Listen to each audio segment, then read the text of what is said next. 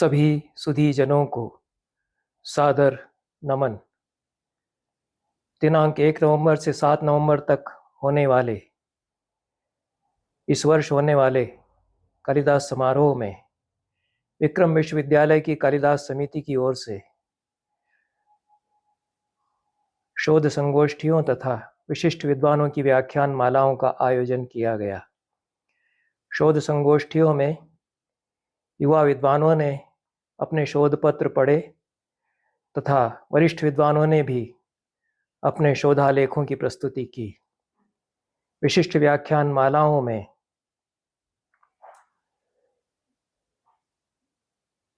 प्रतिदिन 3 दिन तक कालिदास साहित्य पर कालिदास साहित्य के विविध आयामों को लेकर विशेषज्ञों के व्याख्यान हुए। इसमें श्री नर्मदा प्रसाद उपाध्याय ने भारतीय कला परंपरा और कालिदास को लेकर अपना एक महत्वपूर्ण वक्तव्य प्रस्तुत किया। नर्मदा प्रसाद उपाध्याय भारतीय कला के जाने माने अध्येता हैं। आनंद कुमार स्वामी और कपिला वात्स्यायन जैसे कला मनीषियों, मौलिक विचारकों के चिंतन का प्रवाह उनके विचारों में तरंगित हुआ है। आचार्य प्रसाद द्विवेदी और वासुदेव शरण अग्रवाल के सौंदर्य शास्त्र और कला संबंधी विवेचन से अनेक सूत्र वे लेते हैं, पर उन सूत्रों का भारतीय कला के अपने अध्ययन के आधार पर भाष्य करते हैं। पंडित विद्यानिवास मिश्र के निकट सानिध्य में रहकर उन्होंने भारतीय परंपराओं का जो बोध प्राप्त किया है उसको वे अपने कला विषयक अध्ययन पर सत्यापित करते हैं। इस दृष्टि से नर्मदा प्रसाद उपाध्याय हमारे बीच के कला अध्येताओं में एक विशिष्ट व्यक्तित्व है और अपनी विद्या की सुदीर्घ साधना के कारण भी वे अभिनंदनीय हैं। अपने वक्तव्य में नर्मदा प्रसाद उपाध्याय ने भारतीय कला की अवधारणा और सौंदर्य शास्त्र को लेकर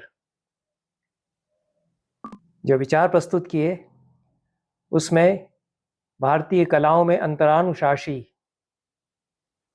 अध्ययन के महत्व को उन्होंने रेखांकित किया और उन्होंने भारतीय कलाओं का बोध और भारतीय कला चिंतन किस प्रकार से संस्कृत कविता में उतरता है इसकी भी पहचान के लिए सूत्र दिए। विशेष रूप से उनके वक्तव्य का सार यह था कि हम कालिदास के माध्यम से भारतीय कला को और अच्छी तरह समझ सकते हैं और कालिदास के पास चूंकि न केवल शास्त्र परंपराओं की, कला, कविता की, साहित्य की सुदीर्घ काल तक प्रसृत संपन्न विरासत थी, भारतीय कला के विविध स्वरूप भी उनके सामने थे और उसकी भी एक विविध कलाओं में विकसित जो परंपराएं थीं भारतीय कला की, वे उनके सामने थी।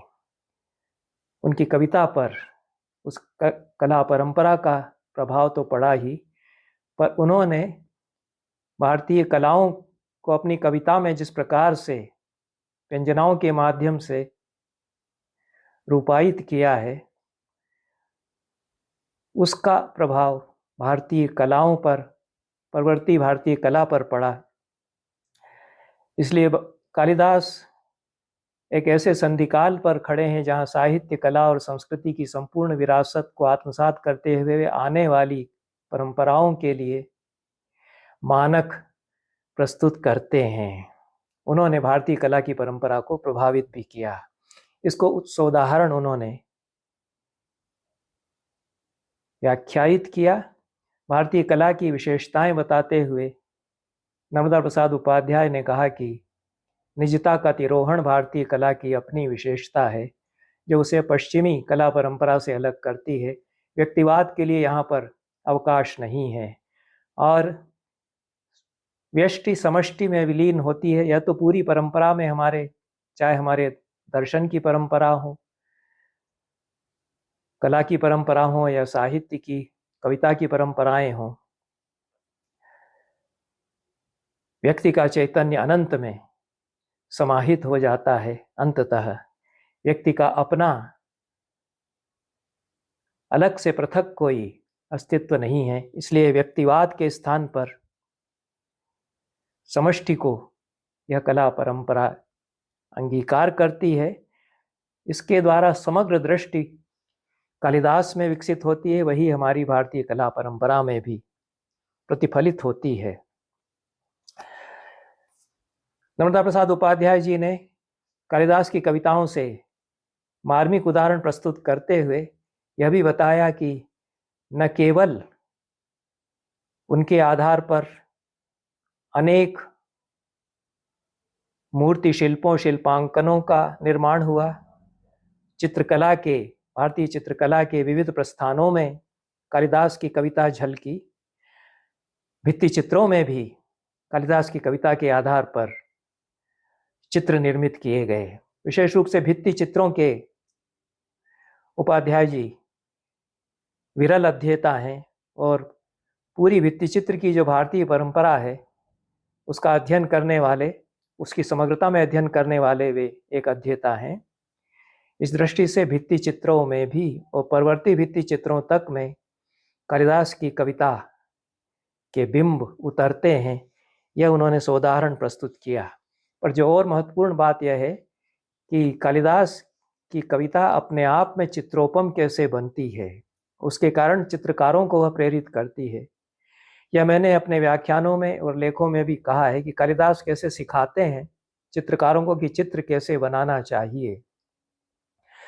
जब वे कार्या सैकत लीन हंस मिथुना स्रोतो वहा मालिनी पादास्ताम अभितो निषण्ण हरिणा गौरी गुरोह पावना शाखा लंबित वल्कलस्य चतरोर निर्मातुमिच्छाम्यदः श्रृंगे कृष्ण मृगस्य वाम नयनम कंडूयमानाम भगीम। तो चित्रकारों को वे सिखा रहे हैं कि भारतीय चित्र कैसा होता है। समग्र सृष्टि उसमें उतरती है, सारी प्रकृति उसमें उतरती है। मनुष्य अकेला नहीं है, शकुंतला अकेली नहीं है, उसके पीछे हिमालय की ढलानें हैं। उन ढलानों में कहीं हरिण के मिथुन हैं और हंसिनियां दुबके हुए हैं उनमें, उसके रेतीले तट में पेड़ हैं, पेड़ पौधे हैं, वलकल वृक्ष उनकी डालों पर लटके हुए हैं। ऐसा प्रशांत आश्रम पद है। इस श्लोक की अनोखी अद्भुत व्यंजनाओं पर पंडित हजारी प्रसाद द्विवेदी जी ने बात की है, पंडित विद्यानिवास मिश्र जी ने बात की है, कुछ चर्चा मैंने भी की है और कुछ चर्चा नर्मदा प्रसाद उपाध्याय जी ने की है। ये चर्चा का सिलसिला इसी तरह है, एक से दूसरे में होते हुए आगे बढ़ता है और बातें भी आगे बढ़ती हैं। नर्मदा प्रसाद उपाध्याय जी के वक्तव्य का एक अंश में यहाँ प्रस्तुत कर रहा हूँ इस बात को और आगे बढ़ाने के लिए। धन्यवाद, नमस्कार। महान आराधक कवि कुलगुरु कालिदास की स्मृति में आयोजित इस सारस्वत आयोजन के इस सत्र की सम्माननीय अध्यक्ष आदरणीय डॉक्टर मनुलता शर्मा जी, जो संस्कृत की प्रख्यात विदुषी है और वाराणसी से हमारे बीच पधारे, पाणिनि संस्कृत विश्वविद्यालय उज्जैनी के युवा प्रतिभाशाली, प्रज्ञावान और ऊर्जावान कुलगुरु डॉक्टर विशजी, प्रख्यात पुरातत्ववेत्ता जो पुरातत्व के किंवदंती पुरुष के रूप में मान्य किए जाते हैं, डॉक्टर नारायण व्यास जी, हिंदी की विभिन्न विधाओं को अपने मौलिक अवदान से समृद्ध करने वाले प्रभारी कुलगुरु लोकविद डॉक्टर शैलेंद्र शर्मा जी, एक सांस्कृतिक व्यक्तित्व के धनी डॉक्टर जगदीश जी, संचालन कर रहे आदरणीय मीणा जी, और सौभाग्य से इस सभा में पधारे मेरे परम श्रद्धेय अग्रज, जिनका निरंतर स्नेह, आशीर्वाद और मार्गदर्शन मुझे प्राप्त होता रहा, और श्रद्धेय विद्यानिवास जी मिश्र और राममूर्ति त्रिपाठी जी के साथ साथ उनका सानिध्य मुझे मिलता रहा।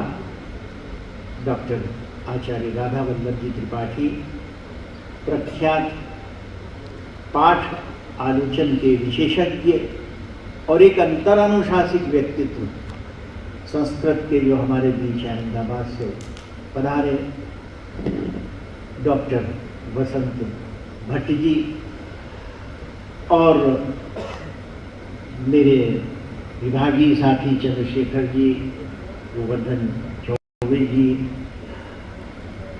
एक पूरे सदानंद त्रिपाठी जी, पूरी मनीषा की एक आकाश गंगा के बीच में मैं खड़ा हुआ अपने आप को अनुभव करता हूँ। ये नक्षत्रों के बीच मेरी उपस्थिति निश्चय ही मेरे लिए बड़े गौरव, हर्ष, उल्लास और सौभाग्य का विषय।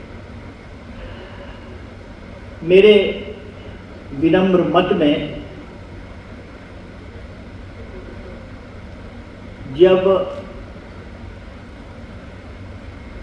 एक गीत की लय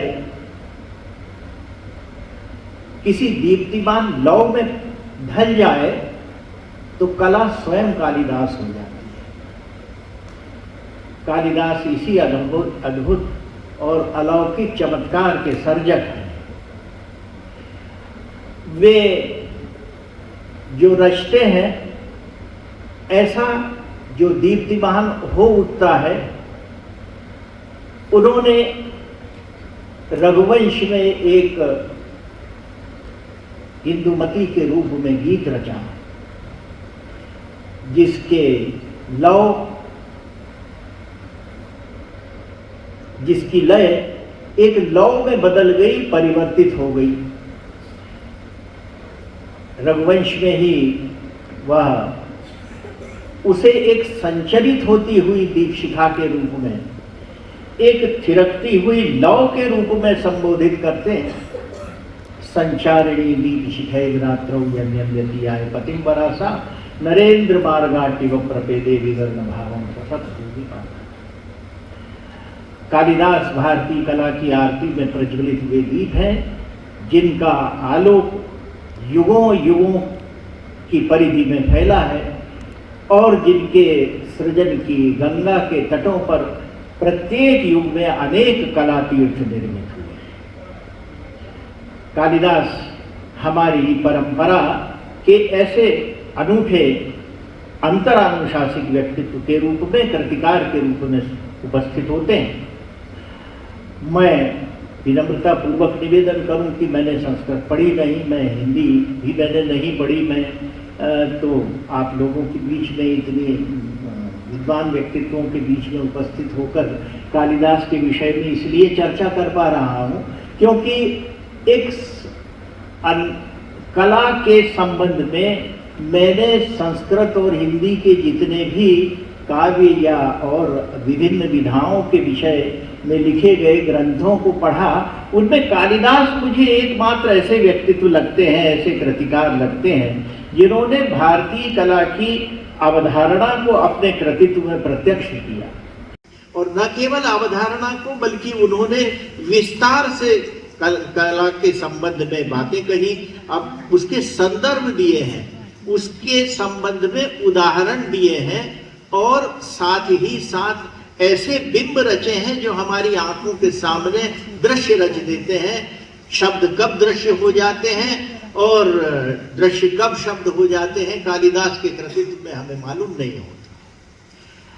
कालिदास के संदर्भ में यदि हम चर्चा करें, समय की बाध्यता भी है, तो ये विचार करना चाहिए कि कालिदास को विरासत कौन सी मिली थी। कालिदास को विरासत तो मिली थी, हमारे यहाँ वाचिक परंपरा है और वेदों से जो है वो परंपरा चली आई भारतीय कला के संदर्भ में भी।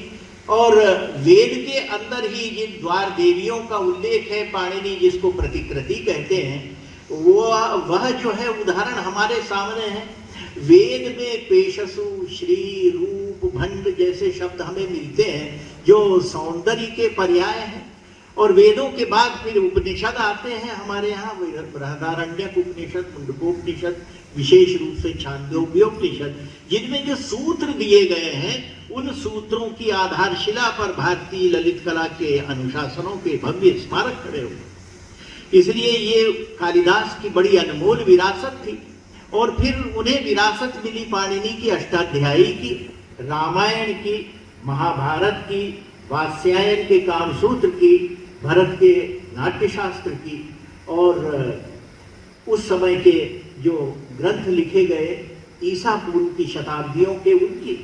इसलिए कालिदास के पास वाङ्मय की बड़ी समृद्ध विरासत थी और ऐसे ग्रंथों की विरासत थी जिसके अंदर भारतीय कला अवधारणा को स्पष्ट किया गया था। और जहाँ तक कला की बात है, हमारे यहाँ ईसा पूर्व की शताब्दी में मौर्य, शुंग, सातवाहन, इक्ष्वाकु और कुषाण, इनके समय में जो कला हमारे यहाँ विकसित हुई, पल्लवित हुई, उसकी समृद्ध विरासत कालिदास को मिली थी।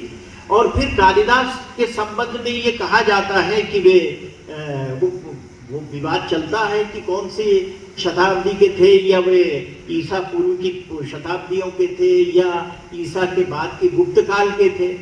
परम श्रद्धेय राधा वल्लभ जी ने अभी एक यूट्यूब के ऊपर राजशेखर के संदर्भ देते हुए बहुत विद्वत्तापूर्ण ढंग से स्पष्ट किया है कि कालिदास की परंपरा हमारे यहाँ क्या थी, कितने कालिदास हमारे यहाँ हुए।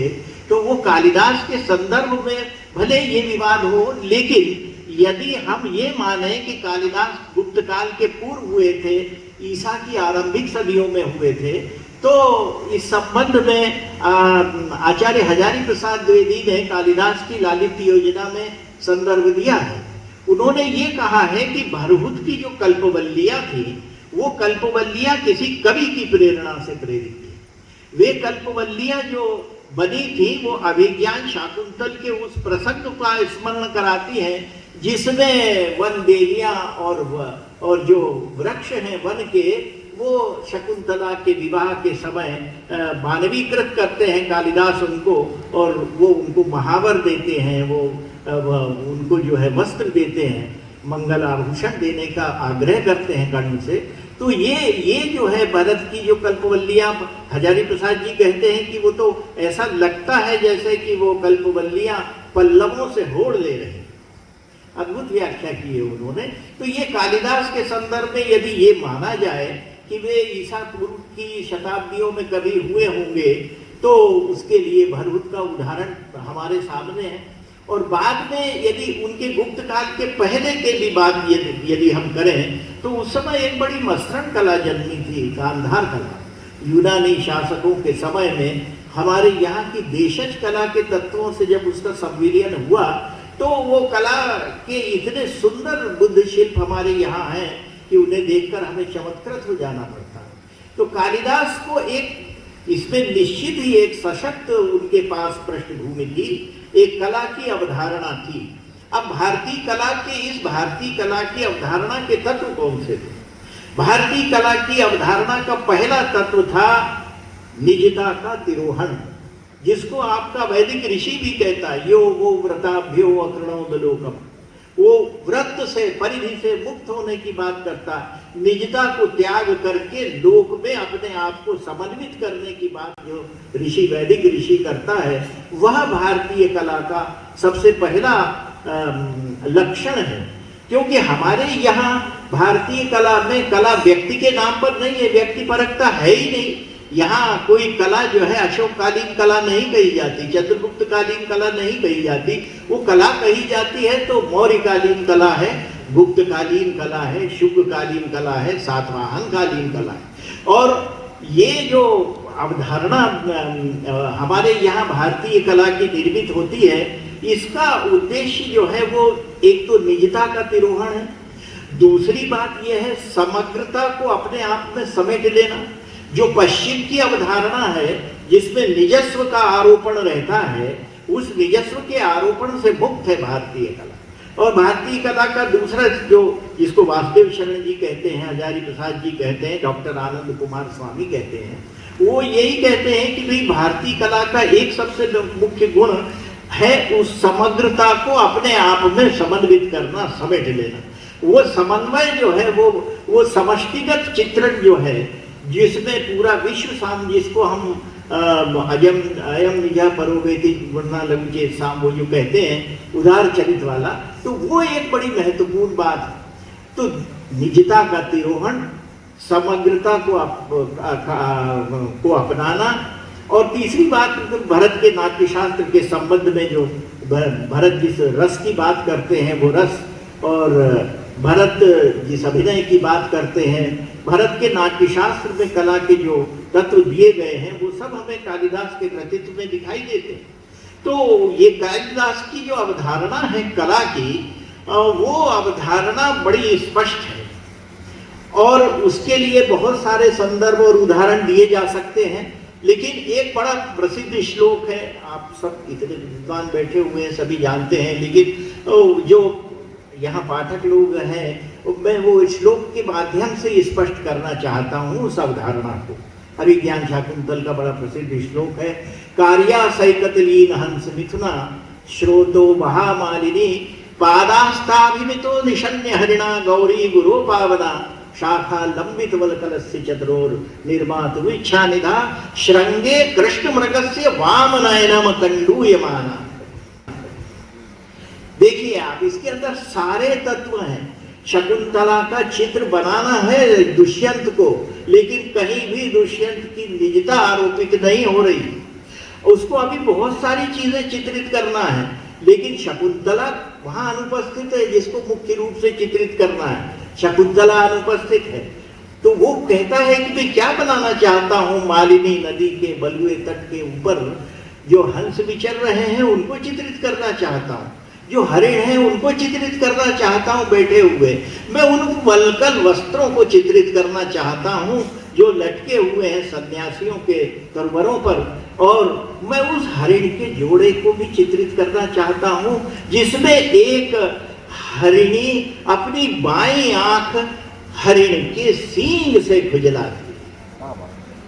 ये इसमें देखिए, इसमें सब भारतीय कला का पूरा परिप्रेक्ष्य इसमें स्पष्ट हो जाता है। इसमें निजता का तिरोहण है, इसमें समग्र पूरा परिप्रेक्ष्य आपके सामने आता है। इसमें जो है वो प्राकृतिक नैसर्गिक सौंदर्य है जिसकी भरत जो है अभ्यर्थना करते हैं, और इसमें वो रस है जिसमें हरिणी का आत्मविश्वास देखिए कि उसका सबसे कोमलतम अंग है आंख, लेकिन वह हरिण के सबसे कठोरतम अंग से उसको खुजलाने के लिए किसी भी प्रकार का उसको संदेह नहीं होता, किसी भी प्रकार से उसको हिचक नहीं होती है।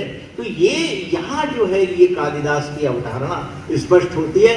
और भारतीय कला के क्षेत्र में मैंने जो थोड़ा बहुत भारतीय कला के संबंध में पढ़ा है, मैं निवेदन करूं कि ये जो मौर्य, शुंग, सातवाहन, इक्ष्वाकु और कुषाण के समय की जो कला थी, उस कला परंपरा को परिष्कृत किया है कालिदास ने, और उस परंपरा को फिर वो परंपरा हमारे उत्तर और दक्षिण भारत के तमाम वंशों ने अपनाई है।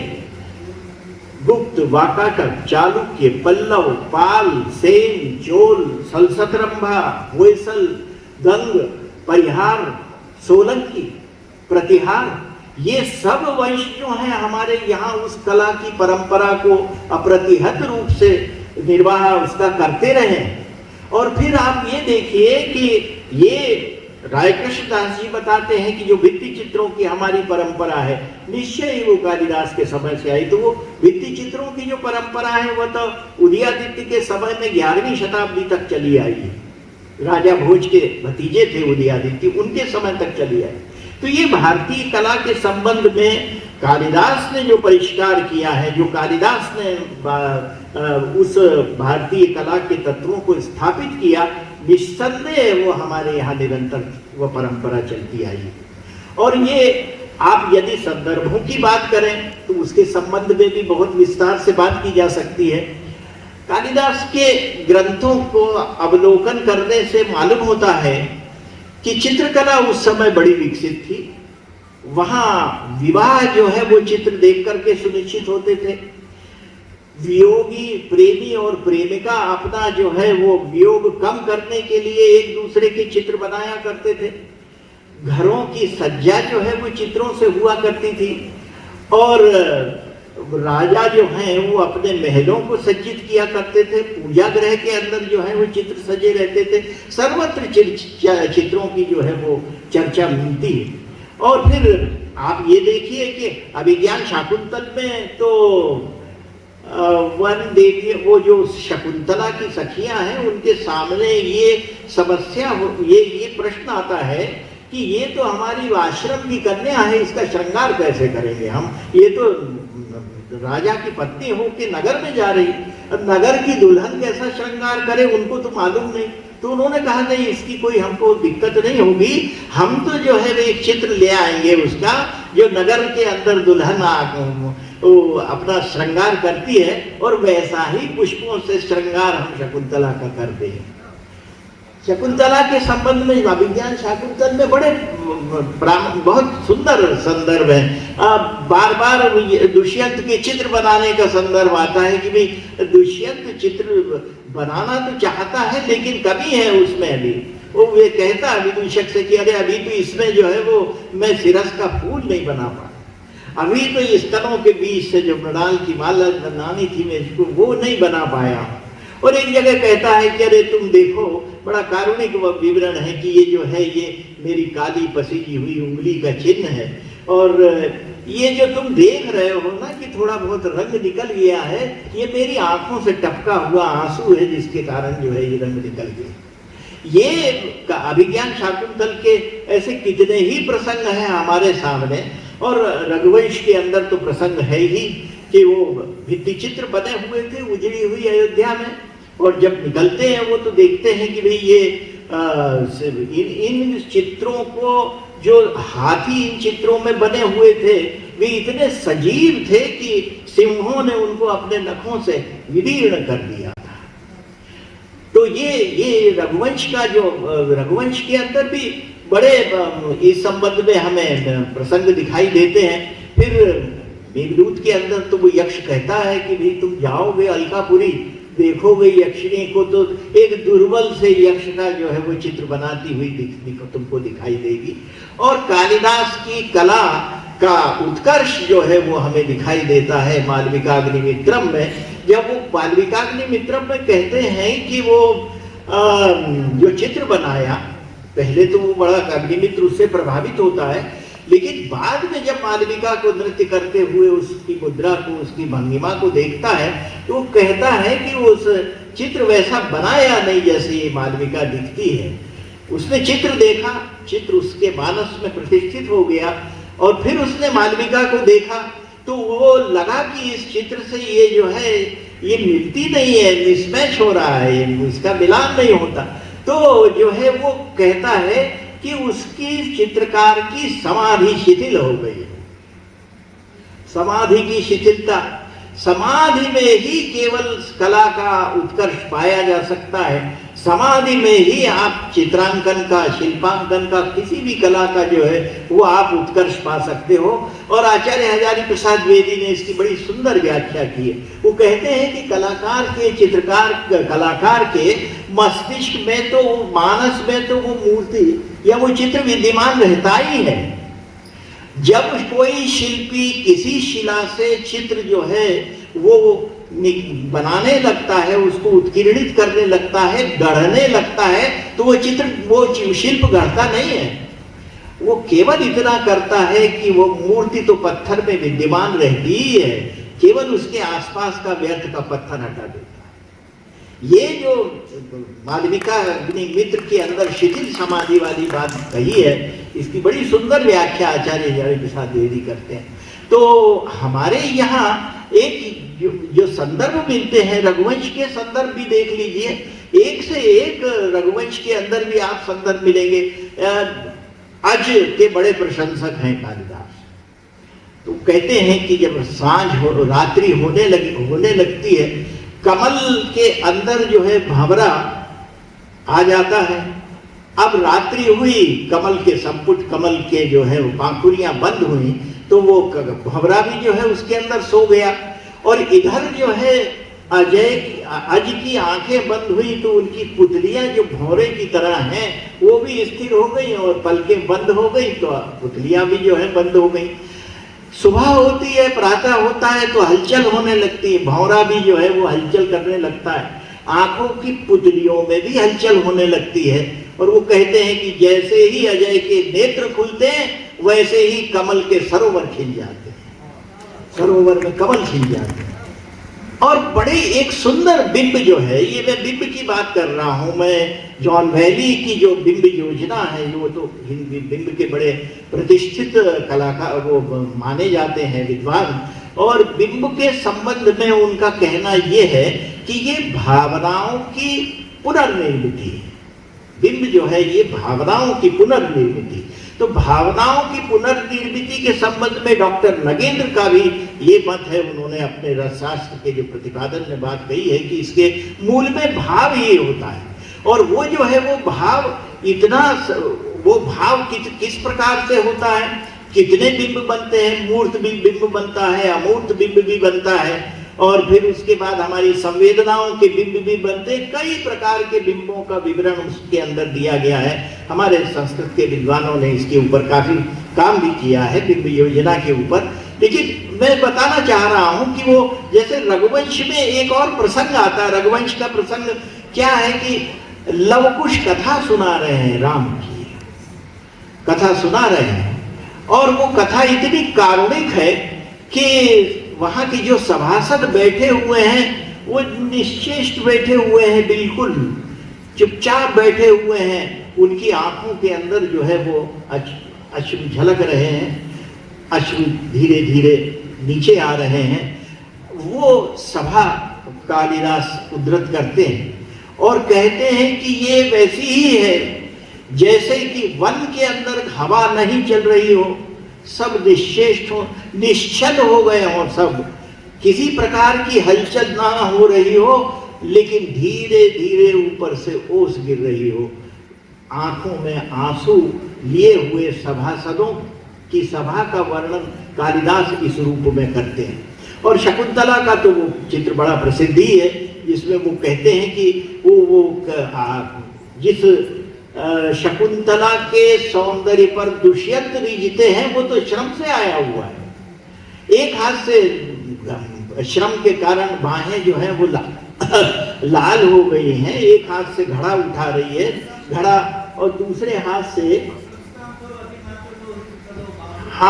और दूसरे हाथ से जो है वो अपने पर्याकुल केशों को संवारने का यत्न करती है, और असफल यत्न करती है अपने श्वेत बिंदुओं को पहुंचने का जो उसके मस्तक पर चलक आए हैं। तो उस रूप के ऊपर दुष्यंत रीझते हैं शकुंतला में। और वो आप रघुवंश का वो देखिए कि नंदिनी गाय के ऊपर जब सिंह उसकी पीठ पर सवार हो जाता है, तो उसकी तुलना कालिदास क्या करते हैं, कालिदास उसकी तुलना करते हैं जैसे एक गेरू के पहाड़ पर लोद्र पुष्प का पेड़ खिले था।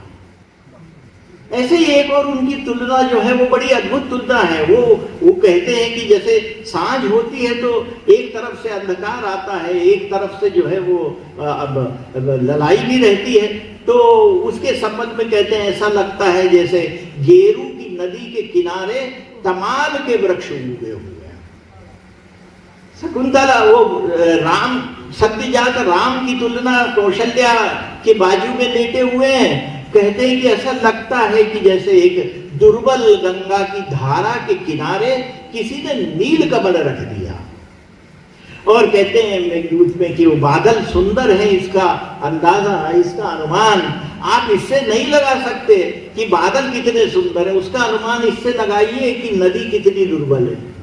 नदी के दुबले होने से बादल की सुंदरता का अनुमान लगता है। तो कालिदास ने जो बिंब रचे हैं परम श्रद्धेय राधा वल्लभ जी के YouTube के ऊपर आप देखिए, उन्होंने कालिदास के इस पक्ष को लेकर के कुछ अपने व्याख्यान दिए हैं, हमें जरूर उनको सुनना चाहिए। तो ये जो विवरण है, उन विवरणों के आधार पर हम विस्तार से इसके संबंध में चर्चा कर सकते हैं, कालिदास के उदाहरणों की, कालिदास के संदर्भों की और कालिदास के द्वारा रचे गए बिंबों के आधार पर चित्रों की। लेकिन अब मैं विशेष रूप से जो ध्यान अभी कुछ दिनों पूर्व श्रद्धेय वसंत भट्ट जी ने एक प्रसंग उपस्थित किया था, वो चित्र मिले थे आपको जो मिनिएचर पेंटिंग्स, तो उसी संदर्भ में मैं ये निवेदन करना चाहता हूं कि कला के संबंध में कालिदास की अवधारणा के आधार पर विष्णु और शिव की समाधि को दृष्टिगत रखते हुए भारतीय कलाकार ने विशेष रूप से कुमारगुप्त के समय में शिल्प बने। और विष्णु के शिल्प समाधिस्थ, जो विष्णु के शिल्प का सबसे आदर्श उदाहरण जो कालिदास की अवधारणा के आधार पर बना, वह देवगढ़ का अनंतशाही विष्णु का उदाहरण। उसमें विष्णु बने हुए हैं, विष्णु अनंत सिंहासन के ऊपर, नाग सिंहासन पर लेटे हुए हैं, और ये माना जाता है, हमारे कला शास्त्रियों का, ये श्रद्धेय डॉक्टर व्यास जी बैठे हुए हैं, ये मानना है कि हमारे यहाँ जो नाग सिंहासन की अवधारणा है वह कालिदास के कारण आई, और तब से जो है नाग सिंहासन की अवधारणा के आधार पर हमारे यहाँ उस प्रकार के सिंहासन बनने लगे। तो विष्णु के बारे में जो अनंतशाही विष्णु, उसमें नाग भी खड़े हुए हैं और गरुड़ भी, दोनों एक दूसरे के शत्रु हैं, वो खड़े हुए हैं। तो उन्होंने गरुड़ का मानवीकरण जो शिल्प में हुआ वो कालिदास की अवधारणा के कारण हुआ। इसके पहले आप देखिए सांची में जो शिल्प है गरुड़ का, वो तोते के रूप में बनाया, उसका मानवीकरण नहीं है। कालिदास ने के संबंध में विद्वानों ने अनुमान लगाया है कि कम से कम उन्होंने 50 पुष्पों और 17 पशुओं का जो है वो मानवीकरण करके उनके उदाहरण अपने कृतित्व में दिए हैं, और उनकी पूरी एक सूची भी दी। बहुत पहले यहाँ कालिदास अकादमी में ही एक प्रयास किया गया था कि कालिदास ने जिन पेड़ों पौधों के संबंध में जो कुछ भी लिखा है, वे पेड़ पौधे यहाँ लगाए जाएं। कुछ दिनों तक लगाए भी गए थे। तो ये जो शिल्प है, आपकी शिव की समाधि का शिल्प जो है, वो जटाजूटधारी शिव का, वो आपके नाचना में, कुठार में, उचेहरा में, ये सब विंध्य क्षेत्र के इलाके हैं, वहां जो शिल्प है शिव के वो दिखाई देंगे। कुछ आपको विक्रम कीर्ति मंदिर में देंगे। तो ये शिल्प जो है ये कालिदास की अवधारणा के आधार पर बने। विष्णु के जो शिल्प, हमारे उदयगिरी का जो शिल्प है वो कालिदास का ही, कुमारगुप्त का ही समय का है, और विदिशा के पास उदयगिरी में जो विष्णु का शिल्प बना वो कालिदास की अवधारणा के आधार पर बना। लेकिन मैं विशेष रूप से जो एक निवेदन विनम्र रूप से करने आया हूँ, करना चाहता हूँ, और बहुत शालीनता और विनम्रता के साथ मैं ये निवेदन करना चाहता हूँ कि हमारे अध्येताओं के दृष्टिपथ में वे लघुचित्र नहीं आए जो कालिदास की अवधारणा के आधार पर बने। एक लंबी श्रृंखला हमारे यहाँ कालिदास के कुमार संभव, रघुवंश, विज्ञान शाकुंतल, मालविकाग्निमित्र, इनके आधार पर बने। अहमदाबाद में एनसी मेहता गैलरी में, एलडी इंस्टीट्यूट के जो निकट ही है, एलडी इंस्टीट्यूट में ही है एनसी मेहता गैलरी सामने, एनसी मेहता गैलरी में ही doctor NC Mehta ICS officer थे, उन्होंने एकत्र किए थे पहाड़ी शैली के अभिज्ञान शाकुंतल के चित्र रखे हुए। फिर 21 चित्र प्रताप राव भोसले से विदर्भ से इकट्ठे करके राष्ट्रीय संग्रहालय में संग्रहित हैं, वे मिश्र शैली के। मैडम बैठी हैं जोधपुर में, तो वो जोधपुर कलम में विशेष रूप से चित्र बने हैं। कालिदास के ग्रंथों के आधार पर उस समय के राजस्थानी शैलियों में वे अनेक व्यक्तिगत संग्रहों में मैंने देखे। रघुवंश की पूरी एक चित्रमाला मेवाड़ शैली में राजा जगत सिंह के समय में 17वीं शताब्दी में बनी है, वो अभी राजकीय संग्रहालय मेवाड़ में रखी हुई है। लाहौर संग्रहालय में मेघदूत के आधार पर जो चित्र बने हुए हैं वे संग्रहित हैं। और 19वीं शताब्दी में सर्वाधिक महत्वपूर्ण श्रृंखला अभिज्ञान शाकुंतल के चित्रों की बनी हुई वो चित्र रखे हुए हैं राष्ट्रीय संग्रहालय में। डॉक्टर दलजीत ने उसके ऊपर एक कृति भी लिखी और डॉक्टर विजय शर्मा उसको कांगड़ा का मानते हैं, लेकिन वो चित्र जो है अभिज्ञान शाकुंतल की इतने जीवंत चित्र हैं कि वो निश्चित ही उनके ऊपर काम होना चाहिए। हमारे यहाँ अंतर अनुशासन की बात ही नहीं होती है, अंतर विधायी विमर्श की बात नहीं होती। मैं बहुत शालीनता और विनम्रता के साथ निवेदन करूं कि भारतीय ज्ञान परंपरा को केवल पुनर्पाठ के या पुनरावृत्ति के रूप में देखना केवल एक बौद्धिक विलास है, इसके अतिरिक्त कुछ नहीं। भारतीय ज्ञान परंपरा का आशय अंतरानुशासिक संवाद है, एक इंटरडिसिप्लिनरी, एक मल्टी डिसिप्लिनरी डायलॉग है। हम जानते ही नहीं कला इतिहासकारों को जिन्होंने कालिदास के चित्रों के ऊपर काम किया, और कालिदास के चित्रों पे काम करने वाले कला इतिहासकार हमारे इन विद्वानों को नहीं जानते। एक गैप है, एक दूरी है, वो दूरी को पाटना चाहिए। भारतीय ज्ञान परंपरा का मूल मंत्र अंतर्विधायी और अंतरानुशासिक विमर्श है। पुनरावृत्ति तो उसका एक अंग हो सकता है, पुनर्पाठ उसका एक अंग हो सकता है, एक आयाम हो सकता है, लेकिन क्योंकि हमारे तो जैसे कालिदास के बारे में मैं चर्चा कर रहा हूँ, वो डॉक्टर भगवत शरण उपाध्याय का ये कहना है कि वो निश्चित ही अजंता की गुफाओं में और बाघ की गुफाओं में गए होंगे। वो तो उसी समय की बनी हुई गुफाएं क्योंकि उन्होंने कालिदास ने वर्णन किया है औषधि प्रकाश ने। औषधियां जो उस समय थी वे प्रकाशित होती थी, जो रत्न थे वे प्रकाशित होते थे। तो भगवत शरण जी का अनुमान है कालिदास कालीन भारत में, जो मूल पुस्तक तो अंग्रेजी में, तो उसमें उनका ये कहना है कि भाई ये उस समय इनसे धुआं नहीं निकलता था, ऐसी औषधियां हमारे पूर्वजों को ज्ञात थी। तो अजंता की उन अंधेरी गुफाओं में जहाँ अनासक्तों ने अनुराग के उत्कर्ष को रचा है, वो आसक्ति के चरम को जहाँ छुआ अजंता में, वे सारे के सारे चित्र जो हैं वे बने उन्हीं औषधियों के आलोक में, उन्हीं रत्नों के प्रकाश में। ये अध्ययन का क्षेत्र है, हमसे छूटा हुआ है। हमारी ललित कलाओं के अनुशासनों का जो संवाद कालिदास के कृतित्व से होना चाहिए, जो इतने बड़े कृतिकार हैं, जो अंतरानुशासिक अध्येता और अंतरानुशासिक कृतिकार के रूप में मैं नहीं समझता कि भारतवर्ष में उनके जैसा कोई दूसरा कृतिकार हुआ हो। अमरूक शतक पे भी चित्र बने हैं, उड़ीसा के विद्वान बैठे हुए, सर्वाधिक श्रृंखलाएं मोहंती जी बताएंगे गीत गोविंदम के ऊपर बनी हुई हैं। लेकिन जो चित्र हमारे यहाँ कालिदास ने जो गीत गोविंदम में जयदेव ने कहीं चित्रों के संबंध में वो ऐसा उल्लेख नहीं किया है। ये सब जो मैंने आपसे अभी निवेदन किया, ये सब केवल कालिदास में है और कहीं नहीं। वो एकमात्र ऐसे इकलौते हमारे अंतरानुशासिक व्यक्तित्व हैं। और क्यों है? इसलिए है क्योंकि वो एकात्म हुए हैं यक्ष में, और उनमें अंतर नहीं हो रहा है। जब उन्होंने यक्ष का वर्णन किया, उनमें और दुष्यंत में कहीं अंतर नहीं रहा है, एकात्म हो गए हैं। वो मालविक अग्निमित्र में और उनमें कहीं अंतर नहीं रहा, एकात्म हो गए आज में और उनमें कहीं अंतर नहीं रहा। इसीलिए नागार्जुन की प्रसिद्ध पंक्तियां हैं, कालिदास सच सच बतलाना, इंदुमती के मृत्यु शोक से अजरोया या तुम रोए थे। कालिदास सच सच बतलाना, पर पीड़ा से पूर पूर हो, थक थक कर और चूर चूर हो, अमल धवल गिरी के शिखरों पर प्रियवर तुम कब तक सोए थे, रोया यक्ष कि तुम रोए थे। कालिदास सच सच बतलाना।